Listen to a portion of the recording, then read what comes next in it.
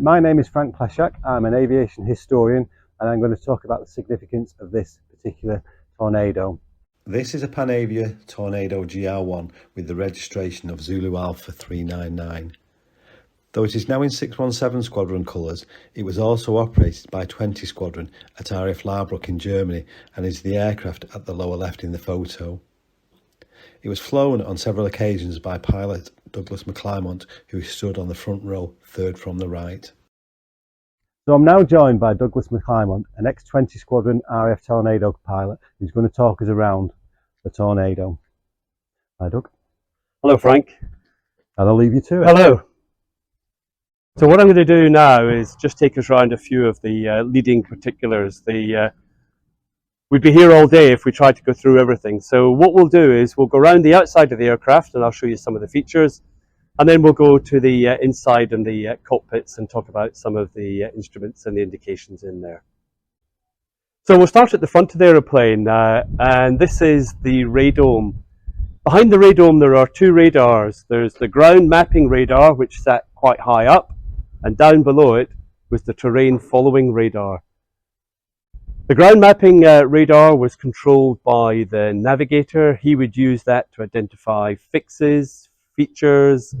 He would use it to help the pilot navigate the aircraft through hills and obviously find the target and accurately identify the target before bombing it. The TFR radar, which sat below it, it operated on its own automatically. It was simply switched on when you needed it and switched off at the end of it. And the TFR, terrain following radar, it would feed information about the ground immediately ahead of the aircraft so that it could hug the ground in all weathers. As Frank said earlier, this is a GR1B, but it started its life as a GR1, and all the GR1s started with two 27mm Mauser cannons. Now the barrel's been taken out in this aircraft, which you'll be pleased to know, but there was two, one on each side. The barrel would fill this section here, and back here, I'll show you something that's interesting.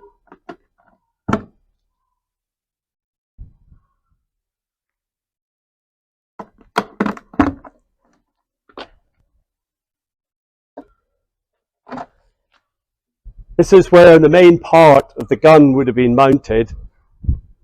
And from there, the ammunition would feed into it and would be ejected, and all the shells were kept at the back of the gun and all fed into a tank. The reason I showed you this was this panel. The whole aircraft is covered in panels like this. And it was one of the major aims when the Tornado was built, was to make everything accessible and replaceable. So something like 47% of the aircraft's skin is in fact panels like this. So the Tornado was devised primarily as a low-level, high-speed supersonic fighter bomber. So you'll see lots of straight edges in those days with the technology to be able to cope with high speeds. The intakes here fed one engine. Inside here there was a little ramp that moved so that as the aircraft got faster, the ramp moved and allowed the aircraft to slow the air down as the air rushed into the intake, so that at the front of the engine, the air would be arriving at a subsonic speed whenever the aircraft was flying at very high speeds. When the aircraft's on the ground and taxiing, there's no ram effect. So these side valves here moved in to allow extra air to be sucked in when the aircraft was taxiing. So the biggest feature that we all know about the Tornado was it was the multi-role combat aircraft, and it had swing wings so that it could satisfy all kinds of conditions. The aircraft today is parked with the wings fully swept, and this would be known as 67 wing. That was the furthest back, and that was designed for high speed supersonic flight. Maneuverability wasn't great, but you would be using it as for a high speed dash either to the target or maybe away from the target.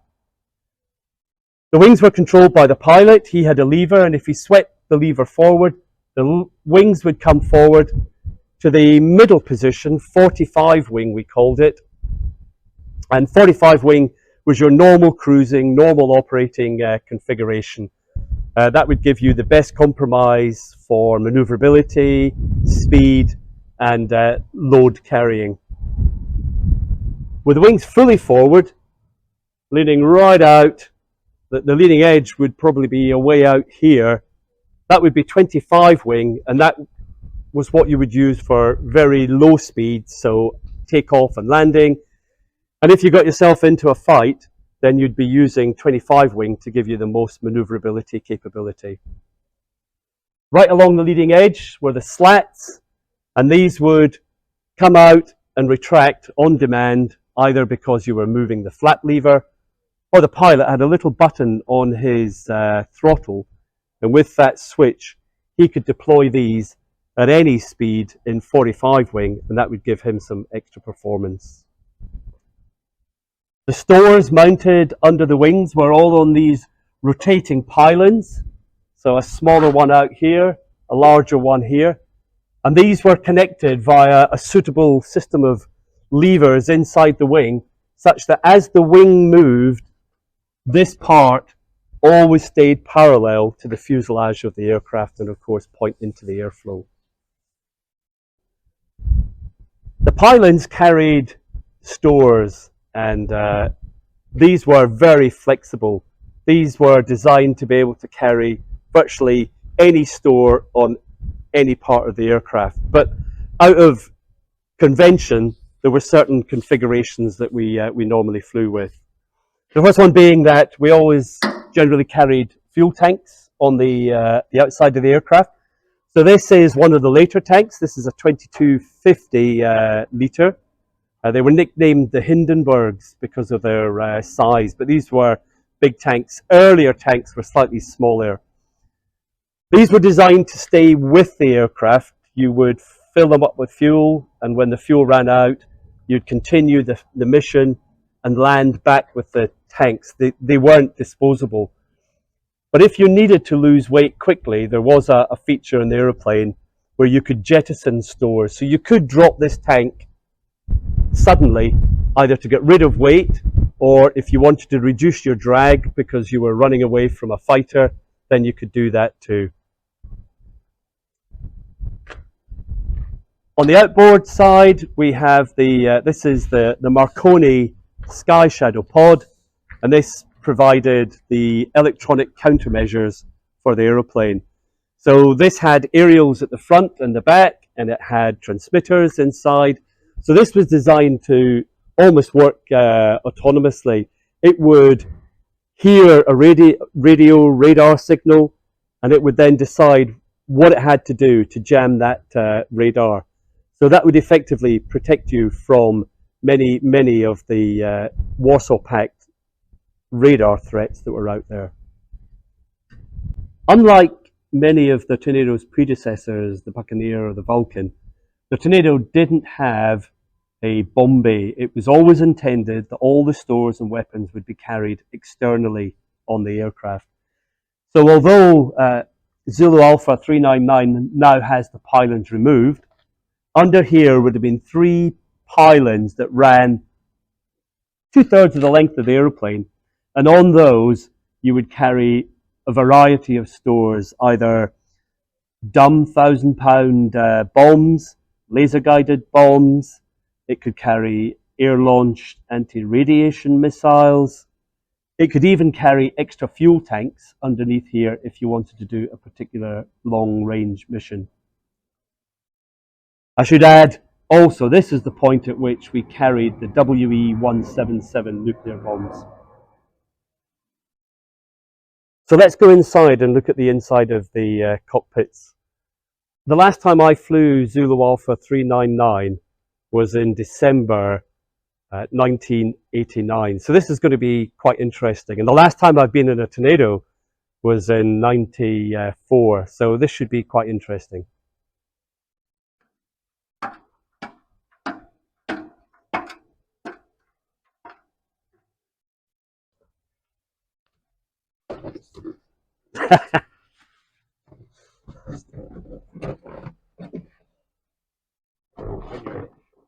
Okay, so we're inside the cockpit of the GR1. I must say, despite all the years of not being in one, it feels like home. Everything is just where I remember it and where you put your hands to it. So there's a few things that I'd like to show you. Bear in mind, this is quite an old aeroplane. It's been outside for a while, so quite a few of the switches are a bit sticky. So we'll see how they work. The first thing that I'd point out was that up here we have the master armament safety switch indicator. So it's a little green flag, and as you approach the airplane, you'd be looking up to see that that flag was green. That tells you that the aircraft is safe. All the switches connected with the arms are off.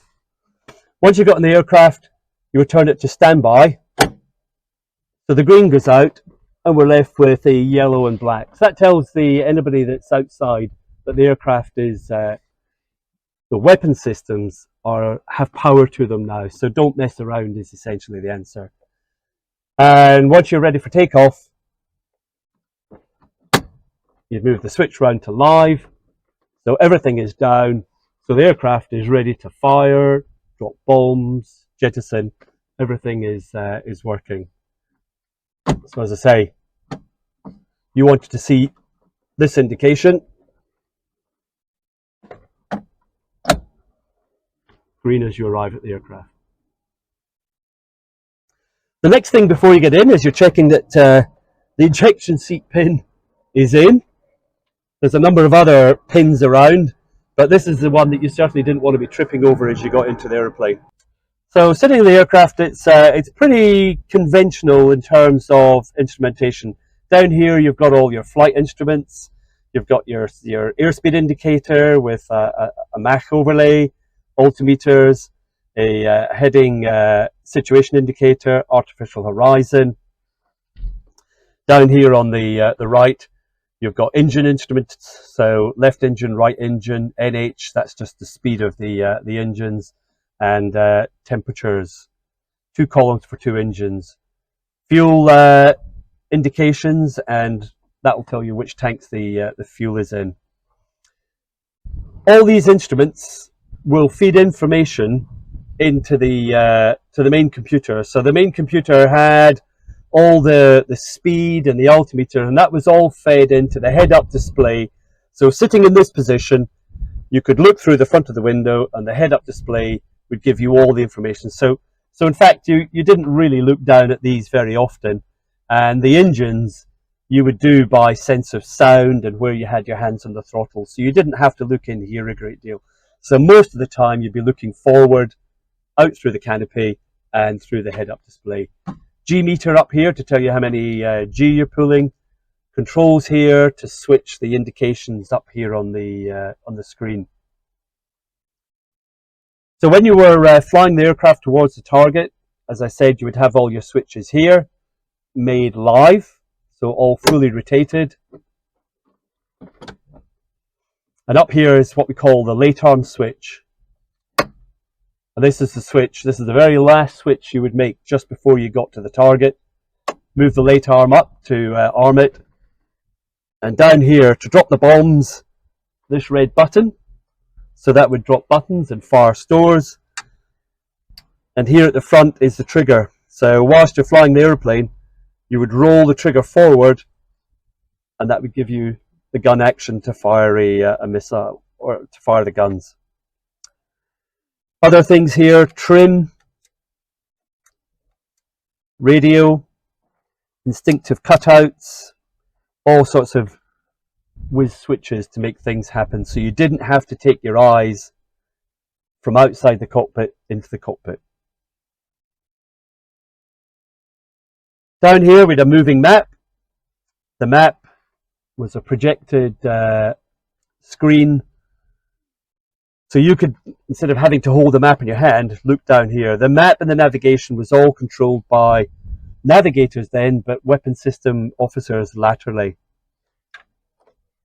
Down here we have a weapons armament switches, so you could change the modes that the aircraft weapons were working. These were the gun controls. This counted the number of bullets and told you how many rounds you had left. And all the way down here, if you've not seen one before, this is a rapid takeoff panel. So there's many systems need switched on with these switches.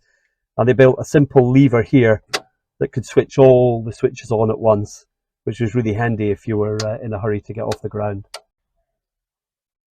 So now we're in the rear seat. This was the navigator, or later known as weapon system operator's seat. So scanning from left to right, just to give you a feel for it.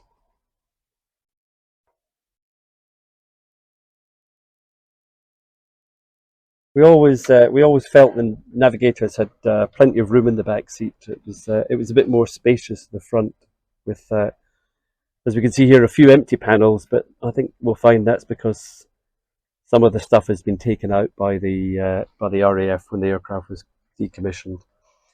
So here we are, as you would expect. It's an aeroplane, so everybody needs to know what altitude it's at, and they need to know what speed it's at. And down here, to help orientation, we've got a very small artificial horizon. So those were the basic instruments that the navigator had, so that he could monitor what was going on in the front. Central here, this is a radar screen, and in here it would overlay a map and a radar picture, so you could have it a bit like Google Maps does now, where you can overlay satellite pictures on top of road maps so that you could get a much better idea of what was going. This overlaid a radar picture with the maps that we were navigating. Plenty of controls around this to control the way the radar worked, to get the best picture, and lots of different modes that you could turn the radar to do. Down below, this was the navigation panel. The whole system was run by a main computer, but it had various backup modes which would act if systems started to degrade. So the navigator would be deciding what kind of mode you were using down here. And down at the very bottom is the WAMs. This is the weapon aiming system. And here, the navigator will be using these switches a lot to either get a height sensor to work out what height you're at, or what height system you're using in the aircraft. We had offsets, so you'd be looking at various offsets. So a lot of switching going on here. And all of these modes would change the displays that were up here on the computer display units. So these were multifunction, soft keys along the bottom, depending what was written up here. And on these screens, the navigator could get in simple layout. He would be able to see the route. He'd be able to see where we're going to. He'd be able to see the headings that the aircraft was flying on. So it was quite a skill to manage both these screens to get it to display what you needed at any one time. Further down here on the left, this is the WCP, the weapons control panel, and from here the navigator would be selecting the weapons that you were going to be dropping and the mode that you would be dropping them in. So quite a few complicated setups and possibilities there. Navigator had a bombing button as well, and of course he had the ability to jettison if the pilot was busy flying the aircraft. Say following an engine fire, an engine failure, the navigator could jettison the weapons as well. Coming around to this side, we didn't talk about it in the front seat, but you can see this is a central warning panel. I can't remember, but there must be something like 40 odd different lights that would come on there and give you indications of any emergencies. On the right hand side of the aircraft, we have a BOS pod, Philips BOS 107, and in that BOS pod we would have flares and chaff. So this was the panel that the navigator would use to decide which modes and what kind of chaff or flares would be dispensed. Down here there's more radios. This was the inertial navigator, and again more light switches. So here's a blast from the past that I'd completely forgotten about. Right in the early days, when the Tornado came into service, the plan was always that you would plan your missions on maps. The maps would be laid on an electronic table, and using a cursor over the map, the navigator could transfer all the hand-drawn map details into digital form, and that would be stored on a planning computer. The planning computer could then copy that data, and it was copied onto a C15 audio cassette. So here's the aircraft's version of that. So the navigator would bring the cassette, pop it in here, shut the box, select load, and that would transfer all your computer data, all the route data that you'd planned back in the pilot briefing facility, back in the crew room. That would all now be downloaded and displayed up on the computer here. So like I said, there are a few switches missing, particularly the strike capability. They've all gone. But without going into too much detail, because I don't know it in any great depth compared to a navigator who'd obviously be operating here, that's about the back seat for today. You'll have noticed that I was climbing into the aeroplane using a set of step ladders. At the design stage of the Tornado, they decided that the aircraft would always be operating from a main operating base. So they decided there was no need to have integral ladders to get in and out of the aircraft. So that was great on a main base. Someone would arrive with ladders and you would climb out. If you were operating remotely, you may get ladders, but quite often you wouldn't get ladders. Nobody would arrive. So what you had to do is climb out the cockpit onto the top of the engine intake, make your way very gingerly back out onto the wing, out just above the tank, and then carefully lower yourself down onto the tank and just slide off the front